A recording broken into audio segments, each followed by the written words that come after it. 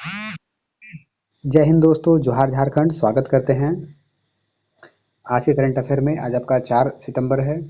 तो चलिए current affair को हम शुरू करते हैं बिना देरी किए हुए। ठीक है, तो मैंने उन्हीं करंट अफेयर को लिया है जो मोस्ट इंपॉर्टेंट हैं या जो एग्जाम में पूछे जा सकते हैं। ठीक है, मैंने आपको पहले ही रिकॉल कर दिया है दोस्तों कि आप डेली सोचिए कि डेली झारखंड का 10 करंट अफेयर बने। ऐसा तो बनाने के लिए मैं बना सकता हूँ, लेकिन वो एग्जाम के पॉइंट ऑफ व्यू से नहीं होगा। कुछ ऐसे करंट अफेयर हो सकते हैं जिनका कोई रिलेवेंट नहीं है। ठीक है, तो मैं उन्हीं करंट अफेयर उठा रहा हूँ जो एग्जाम के पॉइंट ऑफ व्यू से इंपॉर्टेंट है। तो पहला पॉइंट है दोस्तों, या पहला जो प्रश्न है वो देखिए, प्रश्न है दोस्तों एक पुस्तक के बारे में है, द लास्ट डिप्रेशन। ध्यान रखिए दोस्तों, पुस्तक का नाम है अभी द लास्ट डिप्रेशन, संघर्ष में उम्मीद की एक नई किरण। ये पूरा पुस्तक का नाम है दोस्तों, ध्यान रखिएगा, द लास्ट डिप्रेशन, संघर्ष में उम्मीद की नई किरण के पुस्तक के लेखक कौन है। तो वर्तमान समय में क्या हुआ है दोस्तों कि फिलहाल में इस पुस्तक का विमोचन किया गया है। ये नई पुस्तक अभी लॉन्च हुई है। ठीक है, तो इस पुस्तक का विमोचन किया गया है, और इस पुस्तक का जब विमोचन किया गया है तो इस पुस्तक को रांची में, ध्यान रखिए दोस्तों, रांची में इसका विमोचन किया गया है। और इसके लेखक कौन है दोस्तों, तो यहाँ ऑप्शन दिया हुआ महुआ मांझी। ठीक है, महुआ मांझी, एस त्रिपाठी, हरिवंश या ललित त्रिपाठी। तो ध्यान रखिए दोस्तों, इसका सही उत्तर हो गया दोस्तों आपका। तो इस पुस्तक के जो लेखक हैं वो है ललित त्रिपाठी। ठीक है, तो ध्यान रखिए दोस्तों, इस पुस्तक का विमोचन रांची में किया गया है। इसलिए हो सकता है कि एग्जाम के पॉइंट ऑफ व्यू से कहीं ना कहीं इस प्रश्न को पूछा जा सकता है कि ये पुस्तक किसके द्वारा लिखी गई है। अच्छा, इस पुस्तक के द्वारा, ध्यान रखिएगा दोस्तों, सही उत्तर मैं बता दे रहा हूँ। यहाँ पर मैंने यहाँ सही उत्तर लिखना भूल गया हूँ, ललित त्रिपाठी। ध्यान रखिए दोस्तों, ललित त्रिपाठी। ठीक है, इस पुस्तक के लेखक हैं। तो इस पुस्तक का विमोचन रांची में किया गया, और इस पुस्तक के द्वारा लेखक अपने जीवन के अनुभवों से यह बताया है कि कैसे आप समस्याओं और चुनौतियों का सामना कर सकते हैं। क्योंकि वर्तमान समय में लोग क्या है दोस्तों, बहुत ज़्यादा डिप्रेशन में का शिकार हो जा रहे हैं। तो इसलिए ऐसा उनकी पुस्तक में ऐसा बताया गया है कि आप कैसे उन चुनौतियों का सामना कर सकते हैं बिना डिप्रेशन में जाए हुए। ठीक है, तो ये पुस्तक का विमोचन रांची में किया गया है। चलिए ठीक है, इसके लेखक कौन है दोस्तों, तो ललित त्रिपाठी। ठीक है, कोई दिक्कत नहीं है। चलिए आगे बढ़ते हैं हम लोग है दोस्तों। ठीक है, अगला प्रश्न ध्यान रखिएगा। अगला प्रश्न है कि सांसद खेल महोत्सव, ध्यान रखिए दोस्तों, सांसद खेल महोत्सव का आयोजन कहाँ किया जा रहा है। ठीक है, सांसद खेल महोत्सव का आयोजन कहाँ किया जा रहा है, तो ये किया जा रहा है दोस्तों रांची में। ध्यान रखिएगा दोस्तों, कहाँ किया जा रहा है, रांची में। और रांची में कहाँ दोस्तों, तो पता होगा दोस्तों, ये मोराबादी में किया जा रहा है। ध्यान रखिएगा, ये कहाँ किया जा रहा है दोस्तों, मोराबादी में इस खेल का आयोजन किया जा रहा है, और इसका आयोजन 21 सितंबर से होगा। ध्यान रखिए दोस्तों, ठीक है। और ये खेल किसके द्वारा करवाया जाएगा दोस्तों, ये महोत्सव झारखंड ओलंपिक एसोसिएशन के द्वारा करवाया जाएगा। झारखंड ओलंपिक एसोसिएशन के द्वारा इस खेल का आयोजन करवाया जाएगा। रांची में हो रहा है, और कब से शुरू होगा दोस्तों, 21 सितंबर से इसकी शुरुआत होने वाली है। ठीक है, चलिए आगे बढ़ते हैं। ठीक है, मैं टाइम नहीं लूँगा बिना देरी किए हुए। ठीक है, अगले करंट अफेयर पढ़ते हैं दोस्तों। ठीक है, चलिए ठीक है, बात समझिएगा कि अगला प्रश्न है दोस्तों, यहाँ पर आप देख सकते हैं पर्यूषण पर्व। ध्यान रखिए दोस्तों, पर्यूषण पर्व किस धर्म से संबंधित है। ठीक है, पर्यूषण पर्व किस धर्म से संबंधित है, क्यों, क्योंकि रांची में इसको भी सेलिब्रेट किया गया है। ध्यान रखिए दोस्तों, रांची में क्या, पूरे देश भर में, ठीक है, इसको सेलिब्रेट किया गया है। क्योंकि अभी रांची के न्यूज़पेपर में इसकी चर्चा थी, तो कहीं ना कहीं एग्जाम के पॉइंट ऑफ व्यू से बनता है कि ये पर्व किस धर्म संबंधित है। तो आपके सामने स्क्रीन दिया हुआ है दोस्तों, यानी कि आपके सामने ऑप्शन दिया हुआ है, बौद्ध धर्म, जैन धर्म, क्रिश्चियनिटी या इस्लाम। तो ध्यान रखिए दोस्तों, पर्यूषण पर्व का संबंध जैन धर्म से है। ध्यान रखिए दोस्तों, जैन धर्म, भारत में इनकी जनसंख्या अप्रॉक्स ज़्यादा नहीं है, अप्रॉक्स 1 से 1.5 लाख या 2 लाख आसपास हो सकती है। ठीक है, तो जैन धर्म से संबंधित है। और इस पर्व के माध्यम से, ठीक है, जो जैन धर्म के लोग हैं, ठीक है, ध्यान रखिए दोस्तों, जैन धर्म के लोग मोह माया से दूर रहने की बात करते हैं। यानी इस पर्व, जो ये जो पर्व है, इसमें लोगों को ये बताया जाता है कि आपको मोह माया से, ध्यान रखिए दोस्तों, गलती हो गया, ठीक है, यहाँ मोह होना चाहिए दोस्तों, मेरा मुंह लिखा गया। ठीक है, इसको क्या बोल सकते हैं दोस्तों, मोह माया से दूर रहने और आत्म कल्याण। ठीक है, और इसमें ये बताया गया है कि कैसे आप लोगों का आत्म कल्याण कर सकते हैं, लोगों के लिए सही आप सोच सकते हैं। ठीक है, तो ध्यान रखिए दोस्तों, दो सबसे बड़ी बात ये होती है ना कि वर्तमान समय में जो धर्म का जो स्वरूप है उसको खराब कर दिया गया है। धर्म कभी भी, ध्यान रखिए दोस्तों, धर्म परंपरा का नाम नहीं है। धर्म का मतलब होता है दोस्तों खुद को जानना। ध्यान रखिए दोस्तों, धर्म का मतलब होता है खुद को जानना। ठीक है, खुद को जानना या खुद को सुधारना, खुद को बेहतर करने की प्रक्रिया को ही धर्म कहा जाता है। आज के समय में सिर्फ पूजा पाठ कर लेने को या किसी परंपरा को मान लेने में, या मंदिर या मस्जिद या जाकर आप वहाँ पर कुछ चादर चढ़ाते हैं, उसको आप धर्म नहीं बोल सकते, वो आपका परंपरा का हिस्सा है। ठीक है, धर्म का मतलब होता है खुद से प्रश्न पूछना कि मैं अपने आप में कहाँ तक सही हूँ, और मेरे अंदर जो कमियां हैं मैं उनको कैसे सुधारूँ। ठीक है, उसका संबंध उससे है दोस्तों। ठीक है, खासकर लोगों को बताया जाता है कि मोह माया से दूर रहने के लिए, क्योंकि आप जब भी मोह माया के चक्कर में फंसते हैं तो इससे आपका विनाश होता है। ठीक है दोस्तों, तो शुरुआत से ही ध्यान रखिएगा, भारतीय जो धर्म और दर्शन रहा है उसने इस बात पर बल दिया है कि आपको मोह माया से दूर रहना है, ठीक है। चलिए आगे बात करते हैं दोस्तों, क्योंकि पता होगा दोस्तों, ठीक है। अगला प्रश्न देखते हैं। अभी ये मोस्ट इंपॉर्टेंट हो सकता है क्योंकि एग्जाम में कहीं ना कहीं क्वेश्चन बन सकता है, ठीक है। जीएसटी काउंसिल, ध्यान रखिए दोस्तों, जीएसटी काउंसिल, ठीक है, इसको बोलते हैं goods and services tax council. तो अभी जीएसटी काउंसिल की बैठक हुई, ध्यान रखिए दोस्तों, जीएसटी काउंसिल की जो बैठक होती है ना, इसके अध्यक्ष कौन होते हैं दोस्तों? तो इसके अध्यक्ष होते हैं फाइनेंस मिनिस्टर। ध्यान रखिए दोस्तों, हमारे देश के वित्त मंत्री जो होते हैं, अभी कौन है दोस्तों? तो निर्मला सीतारमन है। तो वो कौन होती है दोस्तों? फाइनेंस मिनिस्टर के अध्यक्ष होते हैं।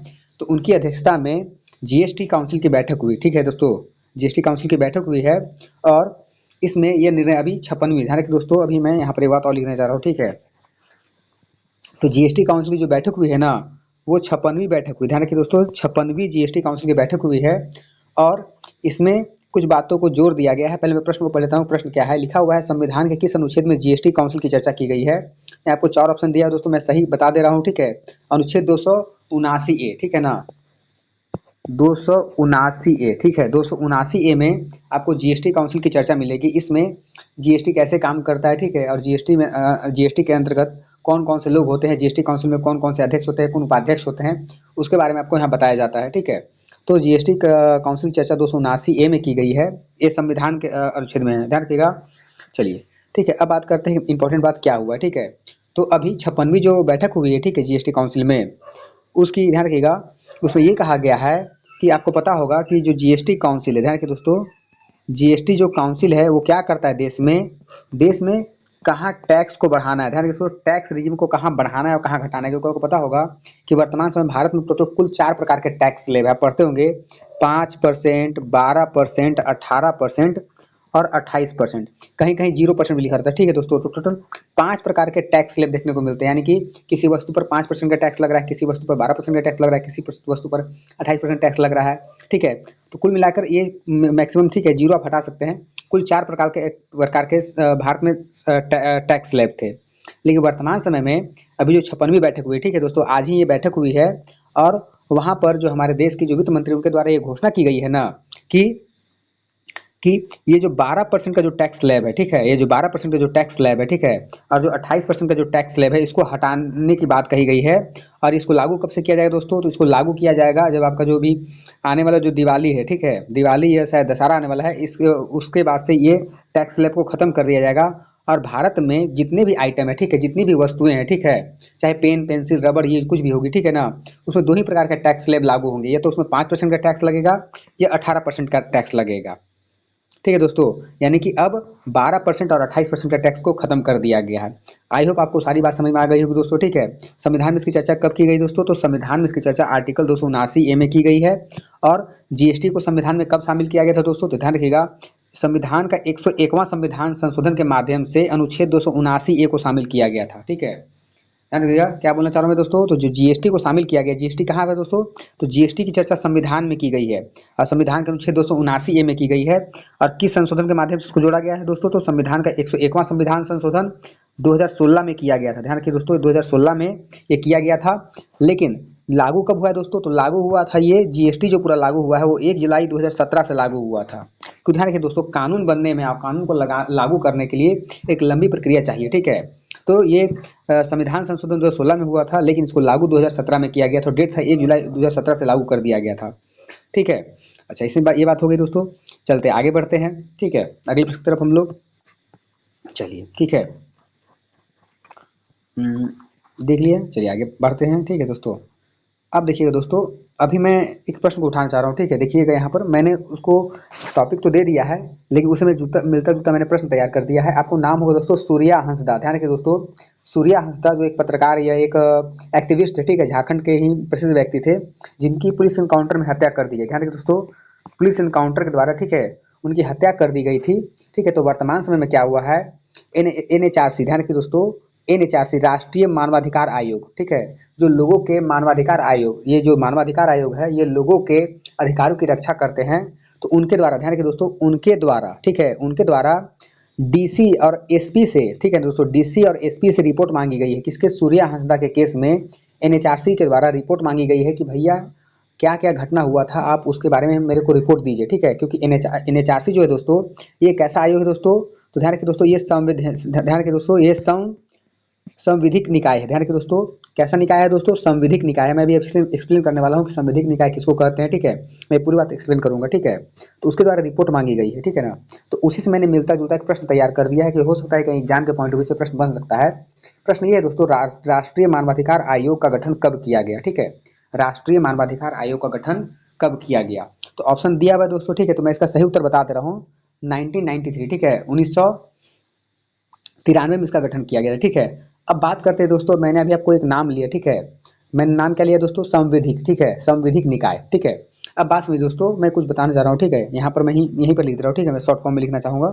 देखिए दोस्तों, भारत में जितने भी निकाय हैं, ध्यान रखिए दोस्तों, भारत में जितने भी निकाय हैं, ठीक है, निकाय बोलिए चाहे आयोग बोलिए, ठीक है, आयोग बोलिए, ठीक है। आयोग समझते हैं ना, आयोग बोलिए या निकाय बोलिए।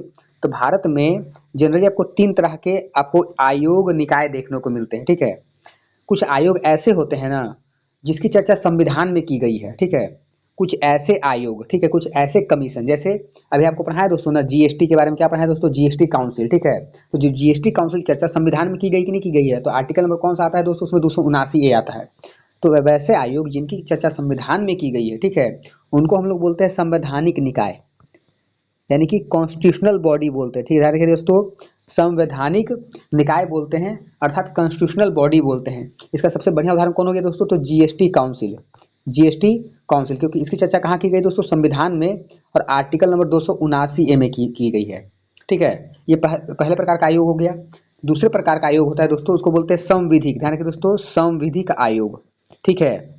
संविधिक आयोग का मतलब ये होता है दोस्तों ना, कि वैसे आयोग की चर्चा, ठीक है, वैसा निकाय या वैसा आयोग जिसका गठन संसद के द्वारा, ध्यान रखिए दोस्तों, जिसका गठन संसद के द्वारा किसी अधिनियम को पास करके बनाया गया हो, ठीक है।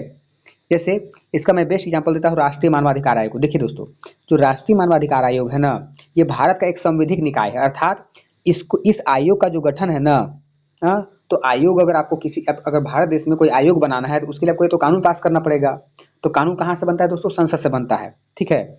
तो इसके लिए क्या किया है दोस्तों, संसद द्वारा, ध्यान रखिए, हमारी जो भारतीय जो संसद है ना, उसके द्वारा, ठीक है, 1993 में, ठीक है, 1993 में एक अधिनियम पास किया गया था। ध्यान रखिएगा, 1993 में एक अधिनियम पास किया गया था, और उस अधिनियम का था दोस्तों राष्ट्रीय मानवाधिकार। ध्यान रखिए दोस्तों, इस अधिनियम का था राष्ट्रीय मानवाधिकार आयोग, ठीक है।